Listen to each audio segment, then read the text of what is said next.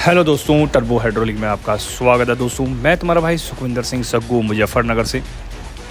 दोस्तों आज जो मैं आपसे बात करने वाला हूँ दोस्तों, जो अपना टिप्पर का जो जैक होता है दोस्तों, हाइवा कंपनी का भी आता है, हाइड्रोमास का भी आता है, विप्रो का भी आता है और टाटा कंपनी से भी ये टाई अप आता है दोस्तों। तो बात करेंगे दोस्तों उस जैक के बारे में जिस वजह से इस गाड़ी की डैमेज हुई है, जो फ्रेम टेढ़ा मेढ़ा हो गया है। ये जो टिप्पर है इसे हम पूरा उठा देते हैं तो इसमें ये दिक्कत आ जाती है। तो इसी बारे में दोस्तों आज हम तसल्ली से बात करेंगे इस बारे में। तो ये जो गाड़ी है आपके सामने 3525 है दोस्तों, पूरी खुली हुई है। ऊपर का केबिन भी, ऊपर का जो टिप्पर है वो भी उतारा हुआ है, जैक भी उतरा हुआ है। ये उसका जैक का जो पाइप है, टैंक का पाइप है ये दोस्तों, जो नीचे लगा हुआ है, पीटीओ पंप लगा हुआ है। और दोस्तों इसका जो पूरा जो केबिन है वो भी आपने शॉर्ट वीडियो में भी देख लिया होगा, जहाँ तक उम्मीद है। जो मेरे सब्सक्राइबर हैं उन्होंने देख लिया होगा, जो नए सब्सक्राइबर हैं वो जाके मेरी यूट्यूब पे इसकी वीडियो देख सकते हैं और इसके बारे में जो हम बात कर रहे हैं वो भी आप उसमें जानकारी कर सकते हैं।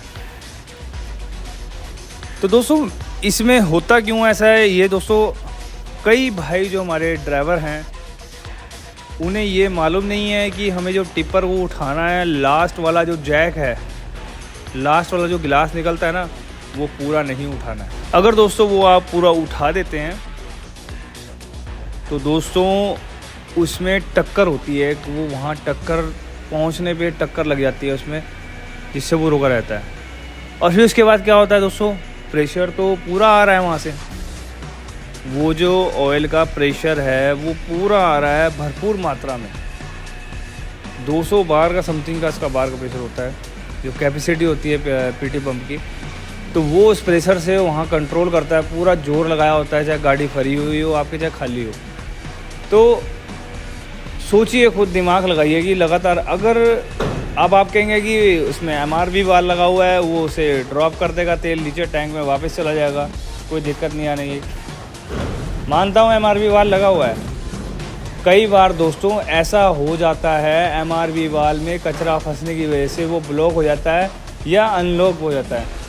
मतलब कि वो दोनों काम कर सकता है, या तो वर्क करेगा ही नहीं, या फिर ऐसा हो जाएगा पक्का सीज हो जाता है, वो काम करता नहीं है, जिसकी वजह से जैक में जो जोर आता है ना पूरा, वो बरकरार रहता है। और बार बार इस प्रतिक्रिया को जारी रखने से वो जैक के जो ब्रेगिन होते हैं वहाँ टक्कर मारते हैं, वो जो है टूट जाते हैं। और फिर टूटने के बाद जैक है वहाँ से बैंड हो जाता है, या गाड़ी आपकी टेढ़ी है तब भी ये हो सकता है। कुछ भी मेंशन करता है, डिपेंड टू वर्क टाइमिंग, जो टाइम है उस वक्त क्या आपकी पोजीशन है गाड़ी की, कि क्या वर्क है क्या नहीं है, गाड़ी टेढ़ी है क्या है, उसी समय ये काम होगा। मुझे इतनी उम्मीद है कि शायद सेकंड लास्ट अगर गिलास इसका नहीं निकाला होता तो शायद ये गाड़ी कुछ हो नहीं सकता था, ठीक रहती। मानते हैं गाड़ी पलटने की वजह से हो गया, वो एक डजन मैटर हो गया दोस्तों, उसको तो हम कह नहीं सकते कुछ भी, क्योंकि वो एक अलग पर्टिकुलर चांस हो गया कि हाँ भी ऐसा हो गया। मगर दोस्तों मैं आप सभी भाइयों को ये बताना चाह रहा हूँ, इस पूरी वीडियो में यही समझाना चाह रहा हूँ कि आखिरी वाला जो गिलास है हाईवा का, कोई भी टिप्पर है, पॉकलाइन है, कुछ भी है, बड़े वाले जो बड़े बड़े जो होते हैं, जो मेट्रोस वगैरह बनती हैं उनमें भी आखिरी वाला जो गिलास है वो ना निकाल लें तो बेटर है। क्योंकि वो निकालते हैं ना तो फिर पूरा मिला ही देते हैं जड़ तक वो जड़ तक जब मिल जाता है ना पूरा आगे तक, तो वो जोर लगा रहता है। कई बार एमआरवी वाल पता नहीं सर्विस कराई नहीं कराई, ट्रक लाइन फील्ड में तो शायद ऐसा तो होता है, बाकी मैं बड़ी जो मेट्रो लाइन है उनमें जो सिस्टम है वहाँ शायद होता हो नहीं होता हो, मैं उस बारे में कह नहीं सकता, क्योंकि मैं उस फील्ड में गया नहीं, मगर जानकारी है। ये नहीं कह सकता कि हाँ उस बारे में नहीं पता, मगर वो बड़े सिस्टम, बड़े हैवी सिस्टम होते हैं। बाकी मुझे लगता नहीं कि वो ऐसे काम होते होंगे, ड्रॉप होते होंगे। बाकी ये टिप्पर वगैरह हैं दोस्तों, जैसे कि रोड पे चलते हैं, मिट्टी में चलते हैं, इनका मिट्टी उधर से उठाना, इधर से यही काम रहता है इनका। दूसरी बात दोस्तों, ये बात तो होगी हमारी जैक को उठाने के लिमिटेड रूप से। एक बात दोस्तों मैं आपको और बताना चाहूँगा, वो बात ये है दोस्तों, जैसे कि आप देखते हैं कि हमारा जैक मुड़ गया है या ख़राब हो गया है या फंसने लग गया है या उसकी ऑयल सील लीक हो गई है, ठीक है जी। अगर उसकी ऑयल सील लीक हो गई है, वो ऑयल सील लीक होने के बाद आप सोचते हैं हम इसमें ऑयल सील डलवा लें, ऑयल सील डलवाई क्यों जा रही है? क्योंकि वो लीक हो गया है। अगर आपके जैक के साथ सडनली कुछ ऐसा हुआ है, आपको महसूस हुआ है, क्योंकि इतना कोई ज़्यादा गौर करता नहीं है, ड्राइवर भी गौर नहीं करता कि हाँ क्या हुआ है, कुछ समय से लीक होनी शुरू होगी। एक मैन्युफैक्चरिंग फॉल्ट हो गया, हाँ जी लीक हो गई।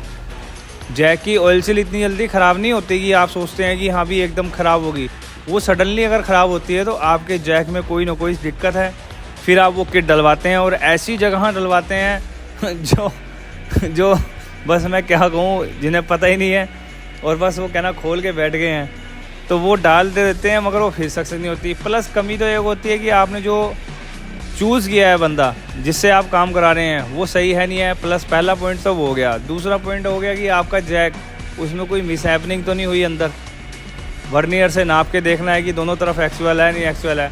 हल्का सा भी माइनर भी फ़र्क आया तो सील आपकी रुकने नहीं, ज़िंदगी में लिखवा लो मेरे से, वो लीकेज रुकने की नहीं उसकी।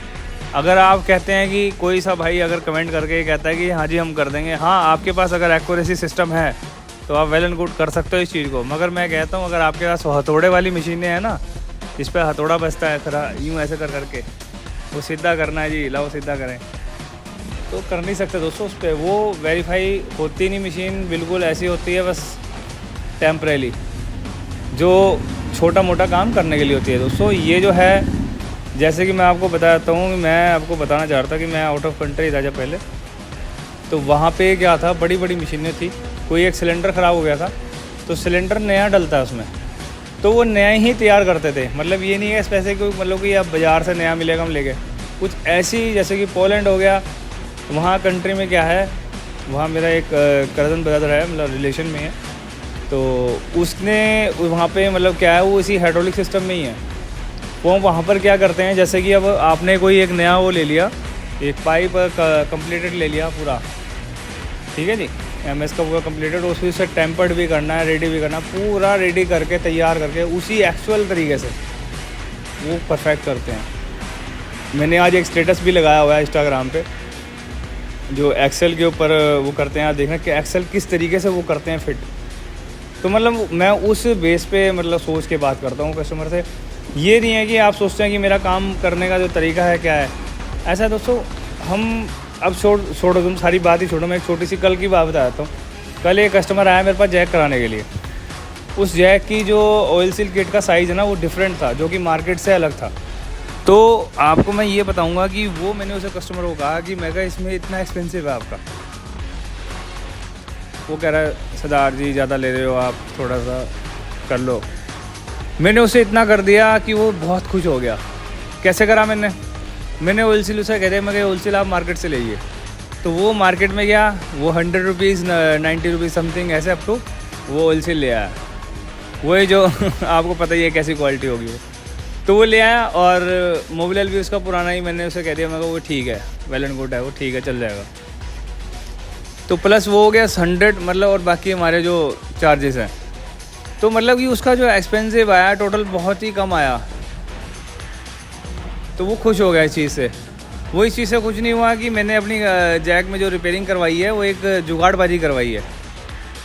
तो यही बात मैं दोस्तों आपको समझाना चाहूँगा कि कोई भी पर्टिकुलर अगर आप काम कराना चाहते हैं तो उसमें पैसे लगते हैं और उसमें खर्चा आता है, तभी वो चीज़ है। अगर टाटा कंपनी नई गाड़ी बनाने लगे तो वो यही चीज़ सोचने लगे कि भाई मैं यार थोड़ा कम कर लेते हैं, तो फिर उसकी गाड़ी रोड पर चल नहीं पाएगी, क्योंकि गाड़ी नहीं खरीदी है, खरीदते ही सारी ऐसे ऐसे काम हुए। और अभी भी कुछ ऐसे काम हो जाते हैं, जैसे कि वो ट्यूब वाली वीडियो डाली थी मैंने, मुड़ गई। तो मेरा कहने का मतलब यही है, बार बार मैं आप भाइयों को सबको यही बात समझाता हूँ कि कोई भी पर्टिकुलर चीज़ अगर आप सोचते हैं कि वो सामान हम हल्का डलवा लेंगे और चला लेंगे, नहीं, वो चलने का नहीं है। जुगाड़बाजी होती है, जेन्युइन तरीका होता है, वो जेन्युइन तरीका होता है।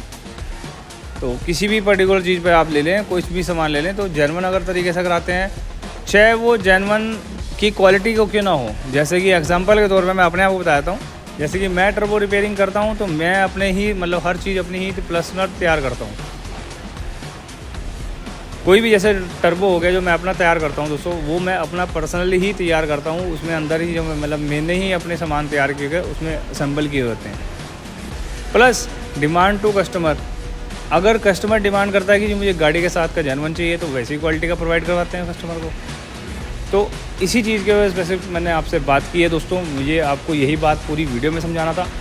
तो टोटल दोस्तों मैंने आपको वीडियो में एक चीज़ बता दी है कि जो जैक है वो कितने लीवर पर उठाना है, नहीं उठाना है।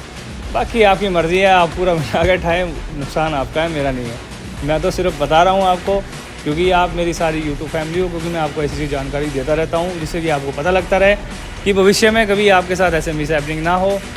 और ऐसी जगहों से बचें जहाँ जिससे किसी चीज़ की जानकारी नहीं है, कोई प्रोफेशन नहीं है, कोई ऐसा नहीं है कि हाँ सिस्टम हो गई। तो दोस्तों उन चीज़ों से बचें। और आपको मेरी ये वीडियो कैसी लगी दोस्तों? भविष्य में अगर आपको मेरी ऐसी से अगर वीडियो देखनी है तो मेरे यूट्यूब चैनल टर्बो हाइड्रोलिक को सब्सक्राइब करें, लाइक करें, शेयर करें, कमेंट करें। दोस्तों इंस्टाग्राम और फेसबुक पर फॉलो भी कर लेना, वहाँ पे भी मेरे पेज हैं। मिलते हैं दोस्तों नेक्स्ट वीडियो में। गुड बाय दोस्तों।